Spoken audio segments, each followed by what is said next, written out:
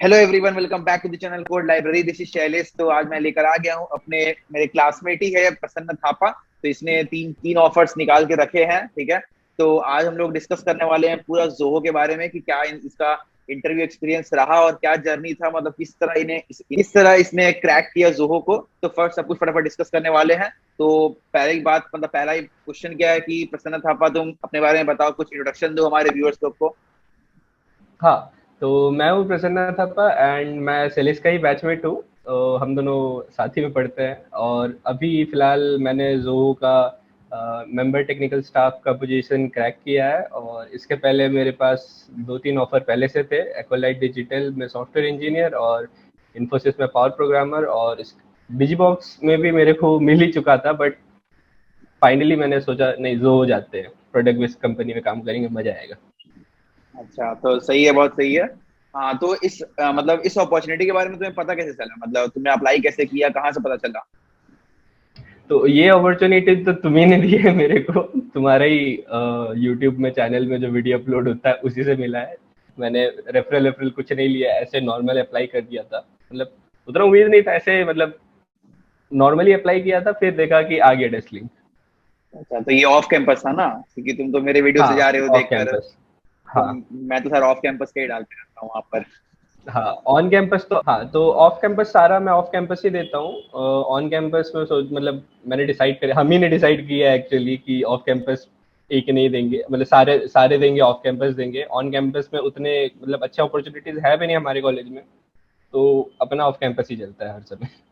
हाँ सही, क्योंकि ऑन कैंपस के उतने कंपनीज आते भी नहीं, और आते भी है तो बहुत लोअर पैकेजेस के लिए ही आते कम हैं। पैकेज होता है, हाँ। और तो बस। जितना लोग बोलते हैं कि ऑफ कैंपस टफ है निकालना, उतना होता नहीं है, वो हो जाता है।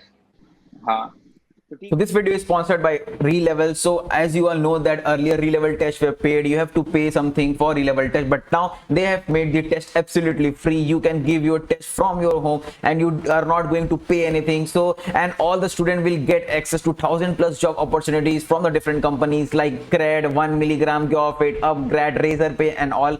And what are the steps you have to do? First of all, you have to log in yourself or sign up yourself by writing your contact number. After logging yourself, you have to click this register button for free. So after clicking this, you have to choose whether you are going to apply for the business development, front end development, back end development. So I am clicking back end development, and yeah, you have to click this register button. So I have clicked this. So you can see that the slots are available, so like 11 September, 14 September. So you have to click this slots and you have to select the date. So after selecting this, you have to upload your video. That is the video resume. You can see the sample from this side, and you have to do this within 24 hours after selecting your seat.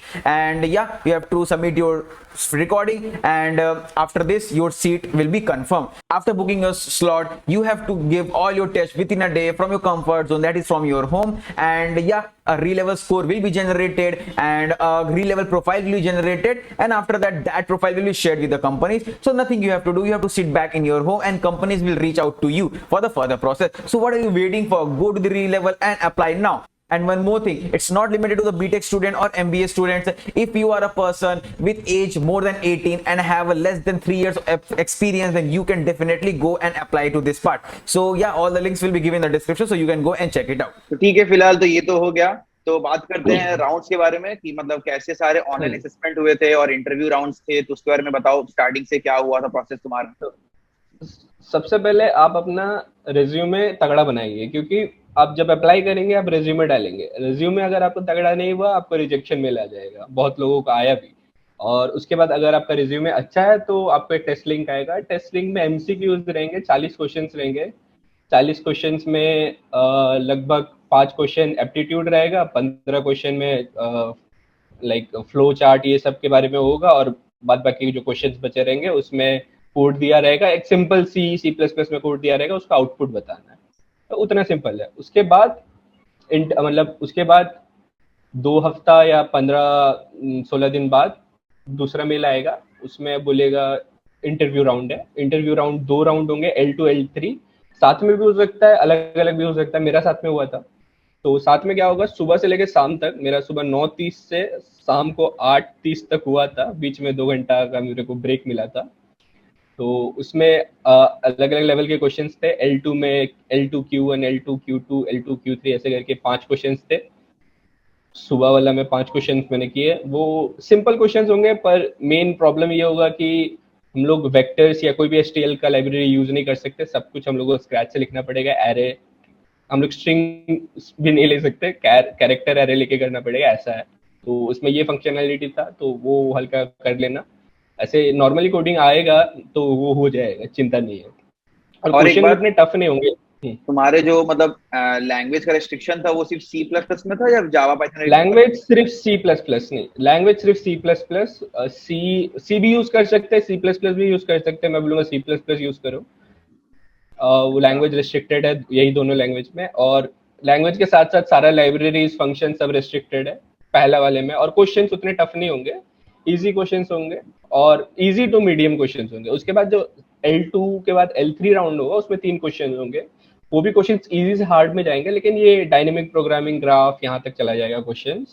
तो depending on interviewer, और इसमें हम लोग STL use कर सकते हैं, वो भी डिपेंडिंग ऑन द इंटरव्यूअर। लेकिन मेरे को इसमें करने दिया था तो उसमें प्रॉब्लम नहीं हुआ था।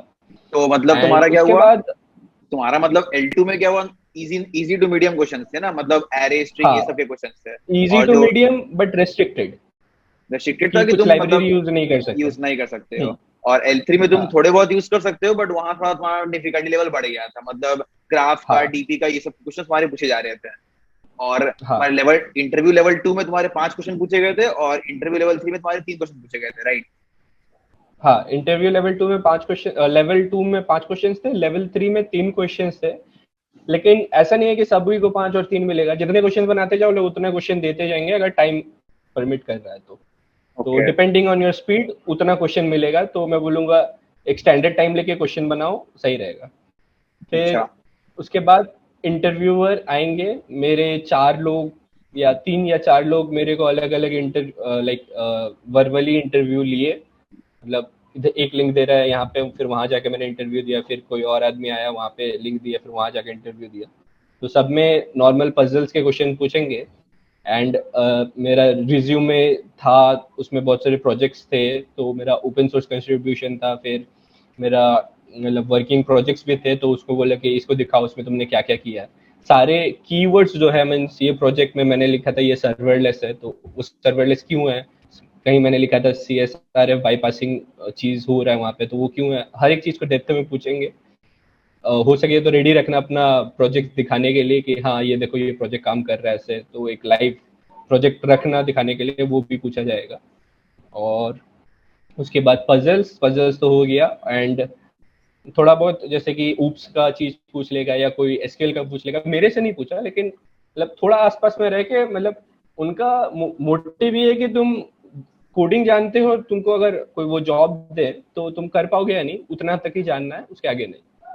मतलब तुमसे एकदम खतरनाक खतरनाक चीज नहीं पूछेगा, हाँ, लेकिन पजल में तुम्हारे से एप्टीट्यूड निकाल लेगा कितना आ रहा है। अच्छा। हाँ, तो नेक्स्ट क्वेश्चन मेरा है कि मतलब तुम कोडिंग क्वेश्चन तो कर दे रहे थे, बट तुम्हें एक्सप्लेन किस तरह करना, मतलब तुम कैसे एक्सप्लेन करे था सारे कोडिंग क्वेश्चंस को इंटरव्यूअर को, तो बता सकते हो थोड़ा? हाँ, तो वो कोडिंग तुम करोगे तो इंटरव्यूअर को तुम स्क्रीन शेयर करके रखोगे, तो वहां पे दिखता रहेगा क्या क्या वो लोग तुम्हारा कोड किया है, वो लोग देखते रहेंगे। और उसमें वो लोग बीच बीच में पूछेंगे तुम क्या कर रहे हो। तो सबसे पहले तो मतलब क्वेश्चन मिलेगा तुमको, एक बार में पूरा फुल एफिशिएंट सोल्यूशन नहीं सॉल्व करना है। सबसे पहले इजी मेथड सॉल्व करो। वो इंटरव्यूअर अगर ले रहा है तो ठीक, नहीं ले रहा है तो उसके बाद वो बोलेगा उसको थोड़ा ऑप्टिमाइज करो।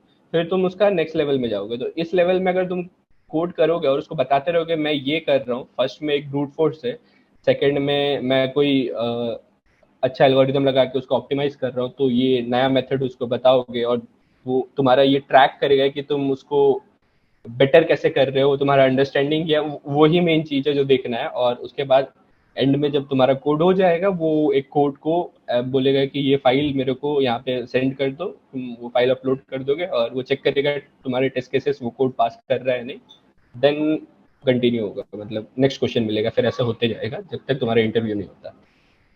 हाँ, तो तुम्हारा मतलब L3 भी अच्छे से चला गया, तुम सारे क्वेश्चन का आंसर दे दिए थे ना, राइट?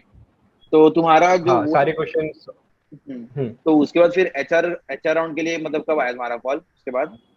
HR राउंड उसके 1 हफ्ते या 10 दिन बाद आएगा कॉल। और HR राउंड इज लाइक वो तुमसे कंफर्मेशन लेगा कि तुम्हारे कोई फर्दर स्टडीज के प्लान है या नहीं। तुम अगर गवर्नमेंट जॉब, या अगर तुम्हारे पापा गवर्नमेंट जॉब में है जैसे मेरे हैं, तो तुम गवर्नमेंट जॉब नहीं लेके तुम यहाँ क्यों ट्राई कर रहे हो, सब चीज़ पूछेगा बेसिकली। उनको ये जानना है कि तुम कितना लंबा रिटेन कर पाओगे उस कंपनी में। तो डिपेंडिंग ऑन तुम्हारा इंटरेस्ट तुम बताओगे उनको, और वो लोग उसी बेसिस पे तुमको इवेल्युएट करेंगे। एंड मोर और लेस तुम्हारा लाइक HR राउंड हो, मतलब HR राउंड का कॉल आ गया, that means that somewhere you have got the package. Okay, तो फिर उन्होंने तुम्हें मतलब बता दिया कि कितना ऑफर्स तुम्हें मिला है, CTC वगैरह सब बता दिया तुम्हें HR राउंड में ही, राइट? हाँ, ओके, तो मेरा नेक्स्ट क्वेश्चन है, क्या थ्योरी सब्जेक्ट इंपॉर्टेंट है क्या, मतलब इंटरव्यूज वगैरह के लिए थ्योरी थ्योरी सब्जेक्ट इंपॉर्टेंट है? Subjects, theory subject would depend on company.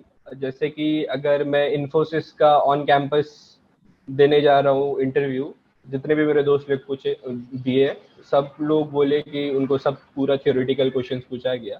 But मैंने जितने भी ऑफ कैंपस दिए, मतलब जितना लाइक इम्पैक्टफुल जॉब पोजीशन होता है या जितना हायर पोस्ट मिलेगा तुमको, थ्योरी सब्जेक्ट का जो वैल्यू है उतना घटता जाएगा। वो मतलब मेरे एक्सपीरियंस के हिसाब से है। तो वहाँ पे थ्योरी सब्जेक्ट कम और तुम्हारा प्रैक्टिकल स्किल्स देखा जाएगा, तुम कितना बढ़िया प्रोडक्ट डेवलप कर सकते हो। तो उससे थ्योरी से कोई रिलेशन उतना होता नहीं है। स्टिल एक basic level of knowledge is required कि तुमको एटलीस्ट पता होना चाहिए ऊप्स क्या है या SQL क्या है, क्योंकि डेली बेसिस पे तो वो हम लोग यूज करते ही रहेंगे, सबको उसके साथ इंटरेक्ट करना पड़ेगा। तो एटलीस्ट उतना नॉलेज होना चाहिए। एंड एकदम डेप्थ में नॉलेज नहीं होना, उतना पढ़ने का फायदा नहीं है। मेन डेवलपमेंट और कोडिंग स्किल्स में ही हमको फोकस करना चाहिए, और एप्टीट्यूड में, बस यही इंपॉर्टेंट है। मतलब कॉमन इंटरव्यू क्वेश्चन सब कोई अगर कर लेगा तो मतलब काम बन जाएगा, मतलब राइट, इंटरव्यू में, और कॉमन इंटरव्यू क्वेश्चन हाँ हो जाएगा तो। हाँ अच्छा, वरना मैक्सिमम फोकस उन लोग का DSA में रहता है कि मतलब कोडिंग स्किल्स कैसा है इन लोग का, राइट? हाँ, कि कौन कौन से टाइप के एल्गोरिदम्स तुम कर पाते हो, तुम समझ कैसे सकते हो, तुमको एक सिचुएशन देगा तो उसको कैसे हैंडल करोगे, ये सारी चीजें इंपॉर्टेंट है। और तुम्हारा स्पेशली इंग्लिश बोलने का स्किल्स। बहुत लोग क्या करते हैं कि पूरा कोडिंग कर लेते हैं और उनको इंग्लिश नहीं आता। तो प्रॉब्लम ये होता है कि तुम जैसे चेन्नई में जाओगे या हैदराबाद में जाओगे, वहाँ सब नेटिव हिंदी स्पीकर्स नहीं होंगे। तो अगर तुम कम्युनिकेट नहीं कर पाओगे टीम में, तो वहाँ प्रोडक्टिविटी घट जाएगा। तो वो मेन रीजन होता है कि बहुत लोगों को रिजेक्शन मिला जाता है। तो ये भी एक कारण है। मतलब इंग्लिश में एटलीस्ट कम्युनिकेट करना आना चाहिए, राइट, इतना होना चाहिए हाँ, वहाँ पे। इंग्लिश ओके फ्लुएंट होना चाहिए या। ओके, तो मेरा लास्ट क्वेश्चन है प्रसन्न, कि क्या CP नेसेसरी है कोई भी कंपनी निकालने के लिए?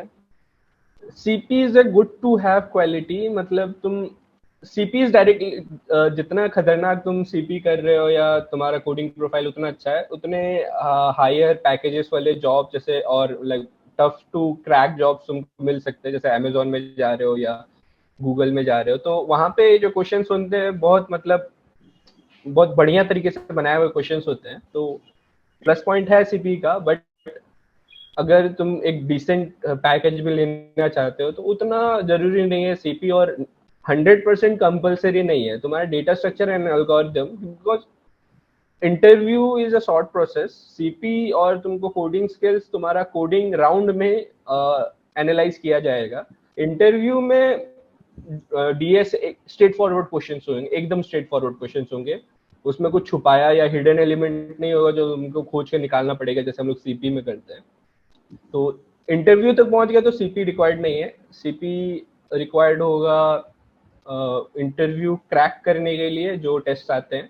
एंड इवन देयर अगर तुम्हारा data structure and algorithm skills उतना स्ट्रांग है तो तुम वो भी क्रैक कर लोगे। तो वो तुम्हें सेम एक ही चीज है, तुम मतलब डीएसए करो या सीपी करो। तुम हाँ, बोल रहे हो कि कोडिंग आना चाहिए। CP जरूरी नहीं है, बट तुम अगर करके रखे हो तो ऑनलाइन असेसमेंट जो होते हैं वो थोड़ा इजी हो जाएंगे तुम्हारे लिए क्रैक करने के लिए, इजी क्या? हो जाता है, हाँ। हाँ और हाँ, फिर और फिर इंटरव्यूज एग्जैक्टली। जो होते हैं, वहां फिर तो DSA से ही अपना काम बन जाता है, वहां उतना CP नेसेसरी नहीं हाँ, है। इंटरव्यू में सीपी लेवल का क्वेश्चन नहीं पूछेगा। टाइम टाइम कंस्ट्रेंट होता है। हम्म, सही है तब। हाँ तो ठीक है यार, तब बहुत अच्छा लगा तुम्हें यहाँ पर आकर तुम अपना इंटरव्यू एक्सपीरियंस बताए जो होगा हमारे सब व्यूअर्स के सामने, तो यार बहुत अच्छा लगा तुम यहाँ पर आए। हाँ तो यार सही है तब। तब यार तब मिलते हैं। तो बाकी व्यूअर्स, अगर वीडियो अच्छी लगे तो वीडियो को लाइक कर देना, चैनल पर नए हो जाना सब्सक्राइब कर देना। तब तक मिलते हैं नेक्स्ट वीडियो में, अंटिल देन बाय बाय।